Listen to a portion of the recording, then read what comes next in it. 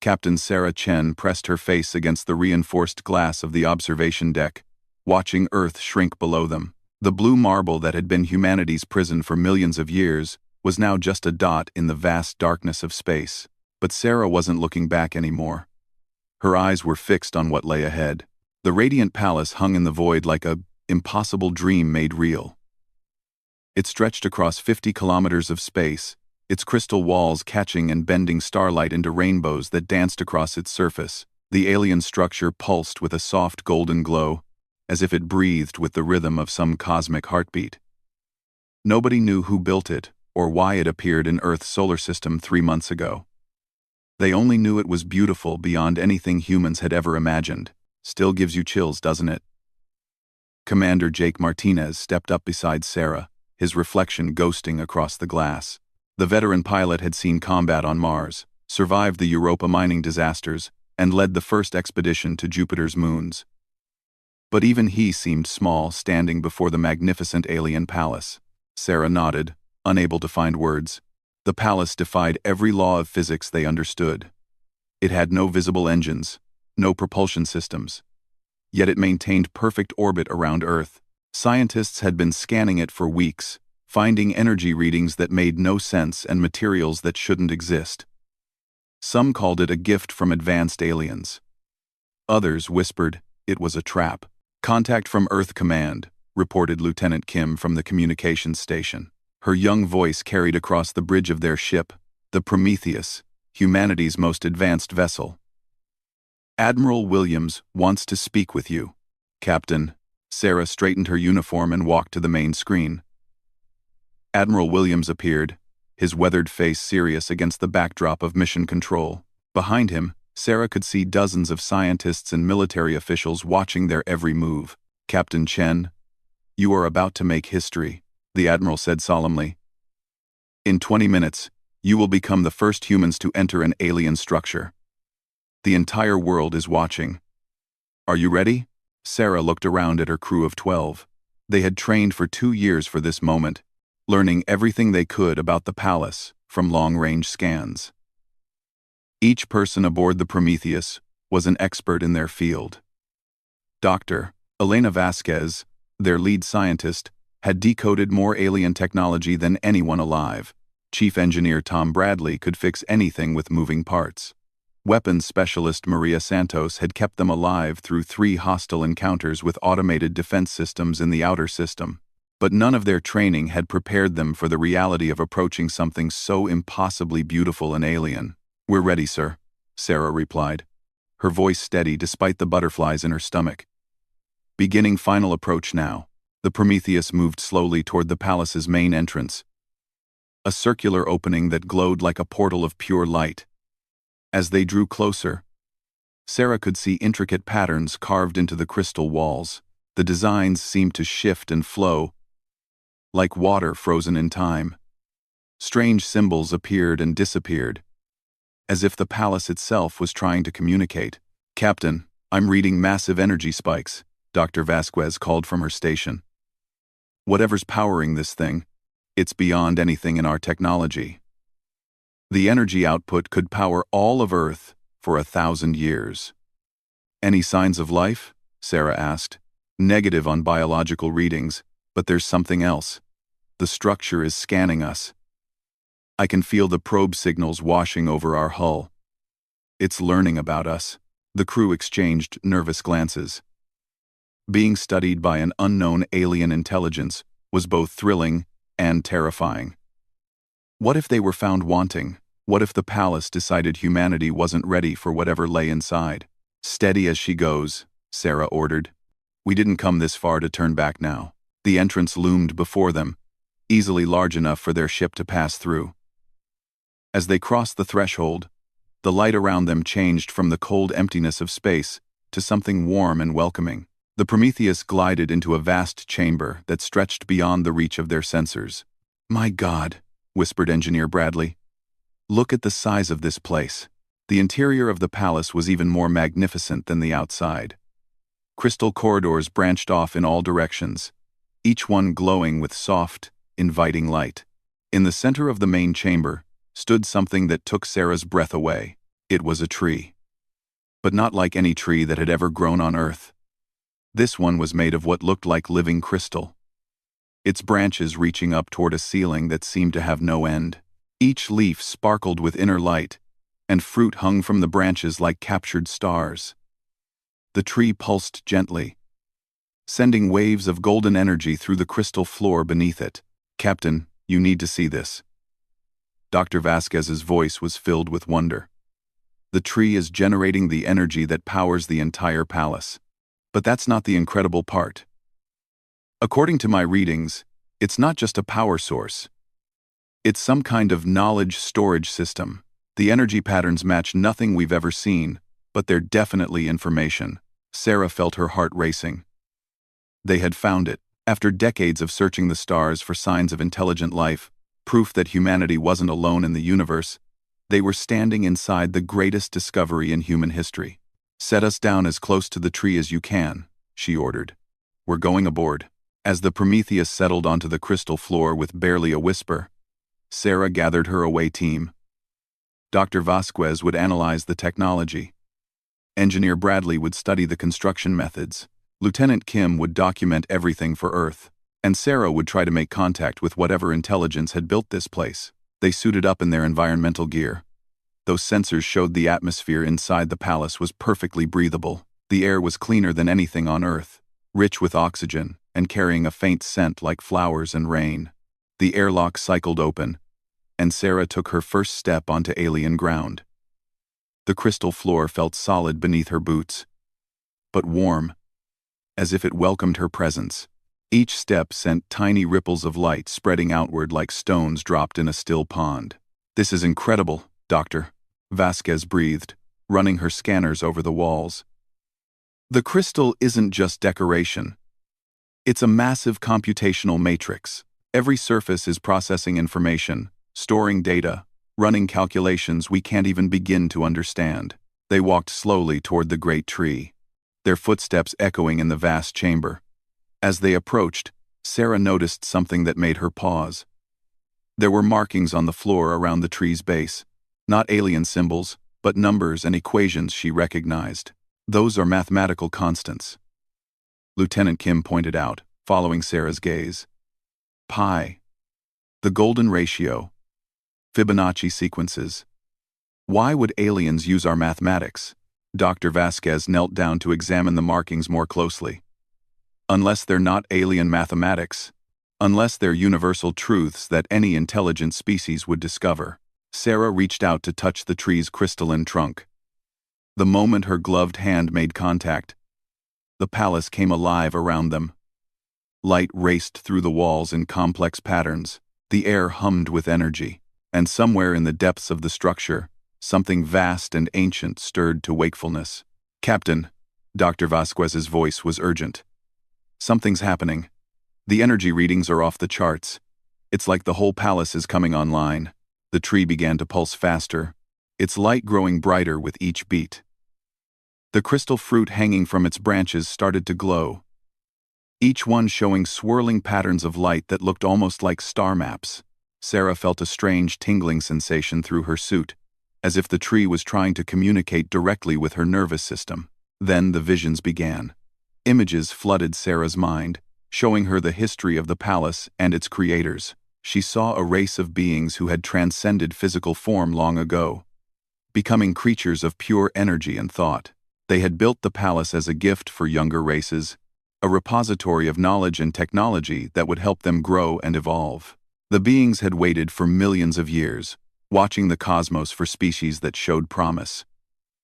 When they detected humanity's first radio signals over a century ago, they had begun preparing. The palace had traveled across the galaxy, arriving just when humanity was ready to take its next great step forward. "The knowledge," Sarah whispered, still reeling from the visions. "It's all here. Everything we need to explore the galaxy, to become something greater than we are now." But there was a catch.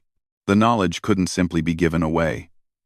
It had to be earned, proven worthy of the responsibility that came with such power. The palace would test humanity's courage, wisdom, and unity. Only if they passed would the true treasures be revealed. As the visions faded, Sarah found herself looking into the faces of her crew. They had all received the same images, the same understanding of what lay ahead. The palace wasn't just a treasure trove to be explored. It was a trial that would determine humanity's future among the stars. "Well, team," Sarah said, trying to keep her voice steady despite the magnitude of what they had learned. "Looks like our mission just got a lot more complicated. We're not just explorers anymore. We're representatives of our entire species." The tree pulsed once more, and new passages opened in the walls around them, each one leading deeper into the palace's mysteries. Sarah could feel the weight of history pressing down on her shoulders. The choices they made in the hours and days ahead would echo through human civilization for generations to come. She took a deep breath and stepped forward, leading her team toward whatever trials awaited them in the depths of the radiant palace. Behind them, the great crystal tree continued its eternal watch. Patient and timeless as the stars themselves, the test of humanity had begun. The passage Dr. Vasquez chose led them down a corridor that seemed to bend reality itself.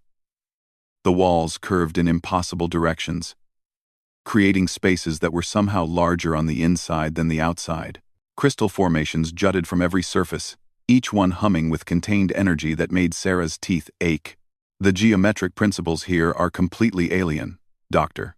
Vasquez muttered as she recorded everything with her instruments. "Space itself has been folded, compressed, expanded.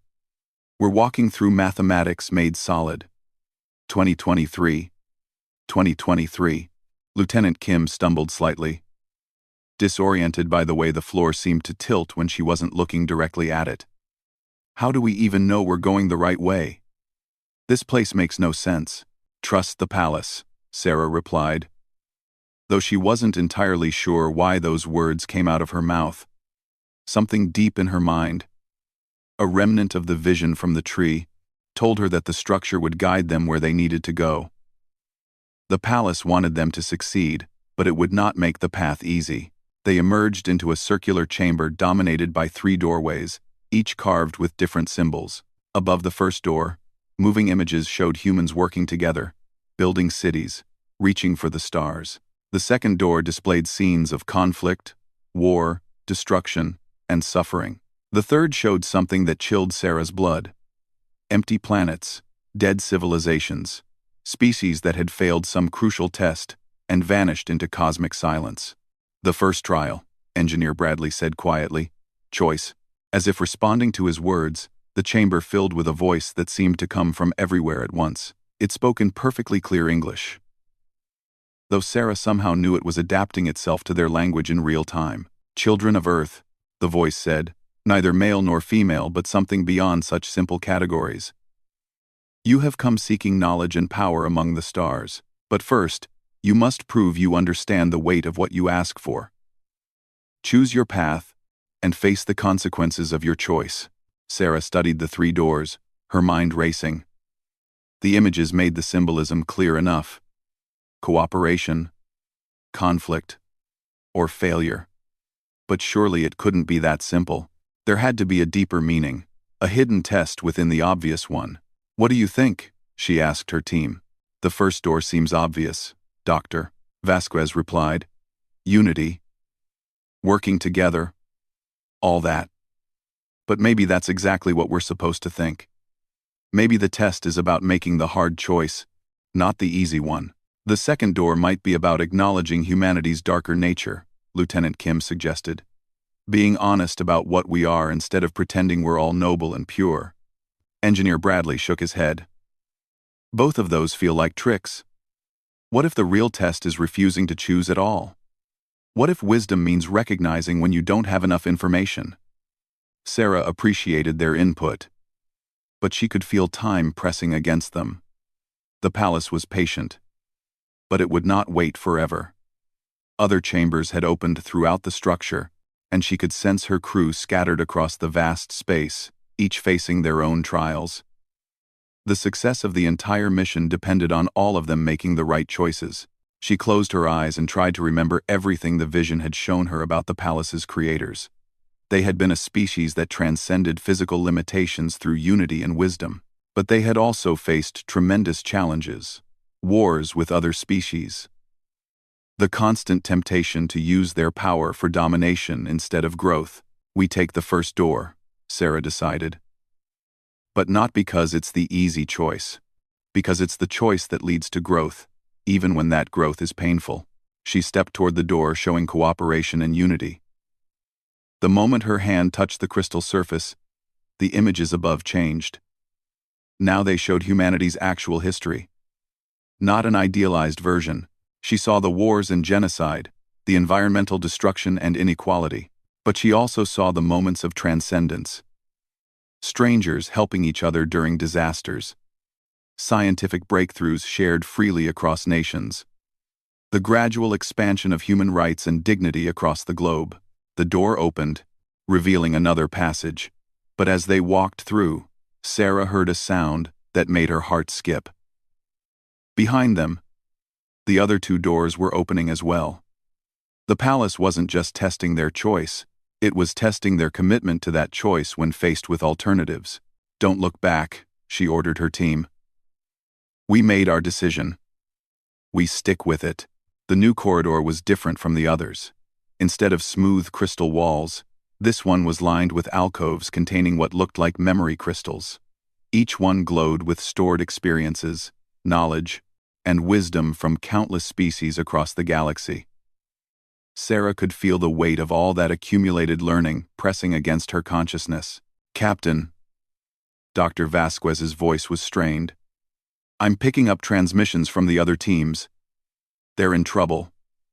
Through her communicator, Sarah could hear the voices of her scattered crew members. Chief Engineer Martinez was trapped in a chamber filling with some kind of energy field. Weapons Specialist Santos was facing mechanical guardians that responded to aggression with overwhelming force.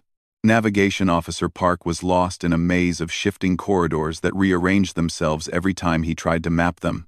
We have to help them, Lieutenant Kim said urgently. That's exactly what the palace wants us to think, Engineer Bradley countered. This could be another test. What if abandoning our current trial to help the others is the wrong choice? Sarah felt the weight of command pressing down on her like a physical force. Every instinct screamed at her to race back and help her people. But the vision from the tree had been clear. The trials had to be completed, and completed correctly, or humanity would fail its one chance at transcendence. Dr. Vasquez, can you boost our communicator signal? Reach all teams at once? I think so, yes. Do it. The communication channel crackled to life, connecting all the scattered members of her crew across the vast palace. Sarah could hear their fear, their confusion, their determination not to let their species down. Listen to me, all of you, she said, her voice carrying the authority of years of command experience. We're being tested not just as individuals, but as a species. Each trial is designed to challenge a different aspect of human nature. Don't fight the palace. Work with it. Trust each other. Even when you can't see the path forward. She turned to the memory crystals lining the walls around them. And remember, we're not the first species to walk these corridors. Learn from those who came before. As if responding to her words, one of the crystals began to glow more brightly. Sarah approached it cautiously and touched its surface. Instantly, her mind was filled with the experiences of another species, beings called the Keepers who had faced similar trials thousands of years ago. She saw their struggle with the same choice Sarah's team had just made. The Keepers had chosen unity as well, but they had interpreted it narrowly, abandoning team members who fell behind in order to preserve the group as a whole. They had passed their immediate trial but failed the greater test of true cooperation. Understanding, Sarah whispered. It's not enough to choose cooperation. We have to embody it completely. She turned to her team. Dr. Vasquez, I need you to use the palace's communication systems to coordinate with the other teams. Help them solve their trials without solving the trials for them. Lieutenant Kim, document everything. The palace is teaching us through these crystals, and we need to learn from every species that came before. What about you, Captain? Engineer Bradley asked. Sarah looked ahead to where the corridor opened into another vast chamber. This one was different from anything they had seen before. Instead of crystal walls, it seemed to be made of pure starlight, galaxies swirling in the walls like living paintings. In the center stood a pedestal supporting what looked like a small, perfectly spherical piece of the night sky. "I'm going to face whatever comes next," she said, "and trust that you'll all do the same." The chamber of starlight was beautiful beyond description, but Sarah barely noticed the scenery. Her attention was focused entirely on the sphere of captured night sky. As she approached, she could see that it wasn't empty darkness dotted with stars. It was a living map of the galaxy, showing not just planets and star systems but the connections between them. Trade routes, communication networks, the invisible bonds that linked civilizations across the cosmos. "The second trial," she said to herself. "Perspective." The voice of the palace spoke again, seeming to come from the stars themselves. "You have chosen unity, but unity among 12 individuals on a single ship. Can you maintain that choice when faced with the unity of all life in the galaxy? Can humanity find its place in the greater community without losing what makes it unique?" The star map began to change, zooming in on specific systems. Sarah saw species that had joined the galactic community and thrived, their unique cultures and perspectives enriching everyone around them. But she also saw species that had been absorbed, homogenized, their individual identity lost in the pursuit of universal harmony. Humanity's contribution, she realized. That's what this is about. Not just whether we can play nice with others, but what we bring to the table that nobody else can offer. She thought about human history, the long struggle from caves to starships. What made humanity unique wasn't their technology or their intelligence. Other species had those in abundance. It was something else. Something harder to define but essential to who they were as a people. Stubbornness, she said with a slight smile. We don't give up. Ever. Even when we should. Even when it's stupid. Even when the odds are impossible. We keep trying. The star map pulsed in response to her words. New connections appeared, showing how human persistence had influenced other species throughout history. Every time humans had encountered the impossible, they had found a way around it, through it, or over it. And in doing so, they had inspired others to push beyond their own perceived limitations. Sarah reached out and touched the sphere. The moment her fingers made contact, she felt the weight of the entire galaxy pressing against her consciousness. Billions of species, trillions of individuals, all connected in a vast web of existence that stretched across space and time. The sensation should have been overwhelming, crushing. Instead, it felt like coming home. We're ready, she said, speaking not just to the palace but to the watching galaxy beyond. Humanity is ready to take its place among the stars, not as conquerors or supplicants, but as partners in something greater than any of us could achieve alone. The chamber erupted in light, but instead of the harsh glare she expected, it was warm and welcoming. The stars in the walls began to sing, a harmony of voices that spoke of welcome, acceptance, and hope for the future. Sarah felt tears streaming down her face inside her helmet as she realized what had just happened. They had passed. Humanity had been judged worthy to receive the gifts of the palace. The knowledge and technology that would carry them to the stars was theirs to claim. But more than that, they had been accepted into a community that spanned the galaxy, a fellowship of species united in the endless quest to grow, learn, and become something more than they were before. Through her communicator, she heard the voices of her crew as they completed their own trials. Each success built on the others, creating a crescendo of achievement that resonated through the palace's crystal halls. They had done it. All of them, working together even when separated by distance and circumstance, had proven that humanity deserved its place among the stars. But even as celebration filled her heart, Sarah felt a new weight settling on her shoulders. This was only the beginning. The real test would come when they returned to Earth with the knowledge they had gained. Would humanity as a whole live up to the promise shown by her small crew? Would they use their new capabilities wisely? Or would they repeat the mistakes of countless species who had reached for the stars only to destroy themselves in the process? Only time would tell.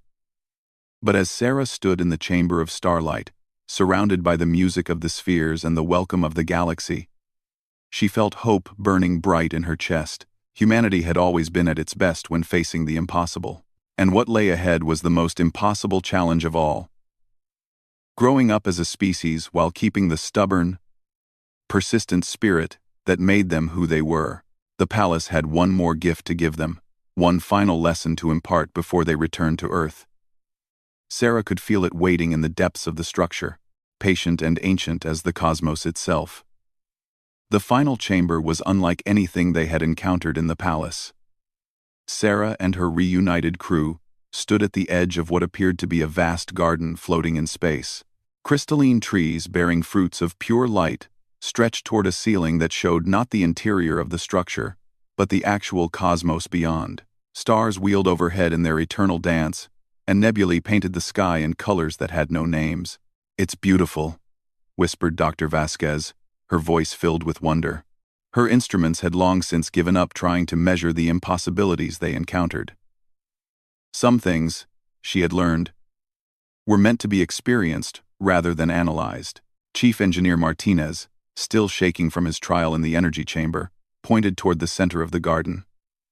"Look there." At the heart of it all, rising from the middle of the garden, was a structure that defied description. It was part library, part laboratory, part temple. Shelves stretched in spiraling patterns that folded through dimensions human eyes couldn't properly follow. Each shelf contained not books, but crystals that pulsed with stored knowledge. At the very center stood a simple stone table, and on that table lay a single seed. "The repository of all things," the voice of the palace explained as they approached. "Every discovery, every breakthrough, every moment of transcendence achieved by any species in this galaxy is stored here. The seed contains the compressed essence of all that learning, waiting to be planted in fertile ground." Sarah stared at the seemingly ordinary seed. It was small, dark, and unremarkable. She could hold it in the palm of her hand. Yet, according to the palace, it contained the accumulated wisdom of millions of years and countless civilizations. "But you already know the catch," the voice continued, and Sarah could hear something like amusement in its tone. "Knowledge without wisdom is destruction. Power without responsibility is tyranny. The seed will only grow if planted by a species ready to tend the garden it creates." Lieutenant Kim stepped forward, her young face serious. "What happens to the species who aren't ready? The ones who fail the test?" The garden around them shifted, showing them images of worlds that had received the seed too early. Sarah watched civilizations tear themselves apart with weapons they didn't understand. Species that used their new knowledge to wage wars that scarred entire star systems. Races that became so obsessed with transcendence that they forgot how to simply live. "They get another chance," the voice said softly. "The palace returns when they have grown enough to try again. Some species require many visits over millions of years. Others, like your creators, transcend physical existence entirely and become builders of new palaces for younger races. A few, tragically, destroy themselves before they can grow. But even then, their knowledge lives on in the repository, teaching future species what not to do." Engineer Bradley ran his hand along one of the crystal shelves, watching stored memories flicker through the translucent surface. "So this isn't just about humanity. We're part of something bigger, a chain of growth that stretches across the galaxy and beyond." "Exactly," the voice replied. "Each species that passes the trials becomes a teacher for those who come after. Each failure provides lessons that prevent future tragedies. You are not just claiming knowledge for yourselves. You are accepting responsibility for shepherding other young races when their time comes." The weight of that responsibility settled over Sarah like a mantle. They weren't just gaining technology that would let humanity explore the stars. They were accepting a role in an ancient cycle of growth and guidance that connected every intelligent species in the galaxy.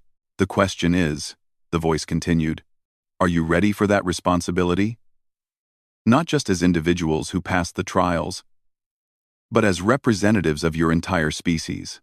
Sarah thought about Earth, about the billions of people who had no idea this conversation was taking place. She thought about the wars that still raged across her homeworld, the inequality and hatred that divided nations and peoples. Could a species that couldn't even achieve unity on a single planet really be trusted with the knowledge to reshape galaxies? "We're not ready," she said finally, the words heavy in her throat. "Not all of us. Not yet." Her crew looked at her in shock. "Doctor." Vasquez stepped forward urgently. "Captain, think about what you're saying. This is humanity's one chance. If we turn this down, we might never get another opportunity." "Which is exactly why we can't take it," Sarah replied. "Not like this. Not as a gift from the few to the many. If humanity is going to join the galactic community, it has to be as a unified species making a conscious choice together." The voice of the palace was quiet for a long moment. "You would turn down transcendence for the sake of democracy." "I would turn down transcendence for the sake of earning it," Sarah corrected. "The trials you put us through were about proving human nature, right? Well, this is human nature too. We don't like being told what's good for us, even when it really is good for us. We need to figure things out for ourselves, make our own mistakes, find our own way forward." Our own. She looked around at her crew, seeing understanding dawning in their eyes. The knowledge in that seed could transform humanity overnight. But overnight transformations don't last. Real change, the kind that sticks, has to come from within. It has to be chosen, not gifted. Chief Martinez nodded slowly. "She's right. If we brought this technology back to Earth without preparing people for it, we'd just be creating chaos. Wars over who gets to use it, governments falling as power structures shift overnight, people terrified of changes they don't understand." "So what do we do?" Lieutenant Kim asked. "Just walk away empty-handed?" Sarah smiled. "We don't walk away empty-handed. We walk away with something more valuable than any technology: knowledge of what's possible, and proof that we can achieve it when we're ready." She turned back toward the center of the garden. "Palace, I have a request. A compromise, if you will. Speak. Keep the seed, keep all of this, but give us something else. Give us a way to prepare humanity for what's coming, not the technology itself, but the understanding that we're not alone and that we have the potential to become something greater." The garden shimmered, reality bending as the palace considered her request. When the space stabilized, the stone table no longer held just a seed. Beside it lay 12 smaller crystals, each one glowing with soft, warm light. "Memory crystals," the voice explained. "Each one contains the experiences you have had here, the trials you faced, the choices you made. Take them back to Earth. Let your people see what you have seen. When enough of humanity is ready to make the choice together, the palace will return." Dr. Vasquez picked up one of the crystals, marveling at its weight. Despite being the size of her fist, it felt substantial, important. "How will we know when they're ready?" "You will know," the voice assured her. "The same instincts that brought you this far will guide you in the years ahead. Trust in your species, as we have learned to trust in you." Sarah reached for her own crystal, feeling the smooth surface warm under her touch. Inside, she could see swirling patterns of light that contained every moment of their journey through the palace. The fear of first entry, the wonder of seeing the crystal tree, the weight of making impossible choices, the joy of passing the trials, all of it preserved in perfect detail. "There's one more thing," she said. "The other trials. The challenges our crew faced separately. Will those memories be in the crystals too?" "Everything," the voice confirmed. "Every lesson learned, every moment of growth, every instant when you exceeded your own expectations. Your people will experience it all as if they had walked these halls themselves." Engineer Bradley hefted his crystal thoughtfully. "It'll be like the world's most convincing virtual reality experience. People won't just hear about what happened here. They'll feel it. They'll know," Sarah agreed. "Deep down, in a way that can't be argued with or dismissed, they'll know that this is real and that it's possible." The garden began to fade around them. but not in a way that felt like ending. Instead, it felt like a doorway opening, a path leading from this moment of transcendence back to the work that lay ahead. The palace was gently guiding them toward the exit, their mission complete but their real task just beginning. As they walked back through the crystal corridors toward their ship, Sarah felt a strange mix of satisfaction and anticipation. They had achieved something unprecedented in human history. They had made contact with an intelligence beyond their understanding and proven themselves worthy of joining a galactic community. But instead of claiming their prize, they had chosen something more difficult and more valuable: the chance to bring their entire species along for the journey. "Captain," Dr. Vasquez said as they reached the Prometheus, "do you think we made the right choice? Turning down all that knowledge, all that technology?" Sarah looked back at the crystal tree one last time, its eternal glow unchanged by their passage. "Ask me again in 50 years. When children on Earth are growing up with the dream of walking among the stars. Ask me when humanity reaches for the palace, not because a few explorers showed them the way, but because billions of people chose that future together." They boarded their ship and began the journey back to Earth, carrying with them 12 crystals that would change the course of human history, not through the technology they contained, but through the vision of what humanity could become. The radiant palace watched them go, patient as always, confident in its ancient purpose. Somewhere in the depths of the crystal matrix, new trial chambers began to form, preparing for the day when humanity would return, not as seekers of gifts, but as partners ready to claim their place among the stars. As the Prometheus disappeared into the darkness of space, the palace pulsed once with satisfied light. Another species had passed the true test: the wisdom to know when they were not yet wise enough. In a galaxy full of civilizations that had rushed toward transcendence and destroyed themselves in the process, such wisdom was rarer than any technology. The day humanity touched heaven itself had ended, but the day they would return to claim it had already begun. And when that time came, they would arrive not as supplicants or students, but as teachers, ready to guide the next generation of species toward their own moment of choice among the infinite stars.